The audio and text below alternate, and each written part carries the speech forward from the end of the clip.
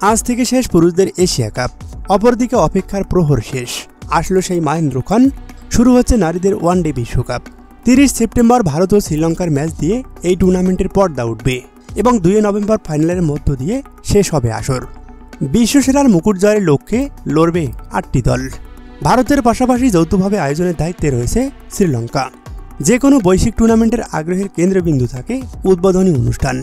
ভারতের মাটিতে বলে সেখানে ভিন্ন কিছুই দেখাতে যাচ্ছে আয়োজক দেশটি। এবারের ওপেনিং সেরিমনিতে চমক দেখাতে যাচ্ছে ভারত, যেখানে নাচে গানে উদ্বোধনী মঞ্চ মাতাবেন দেশি বিদেশি অনেক তারকা মহাতারকারা, যাদের নাম এখনও প্রকাশ করেননি বিসিসিআই। তবে ভারতীয় একাধিক গণমাধ্যমে ক্রিকেট প্রেমীদের দুর্দান্ত সুখবর দিয়ে রেখেছে। উদ্বোধনী অনুষ্ঠানে গাইবেন শ্রেয়া ঘোষালের মতো সুপারস্টার। এছাড়া থাকছে জমকালো আয়োজন, আতশবাজি, লেজার লাইটের আলো ঝলকানি, ট্রফি উন্মোচন। সবকিছু মিলিয়ে ভিন্ন কিছু দেখাতে যাচ্ছে ভারত।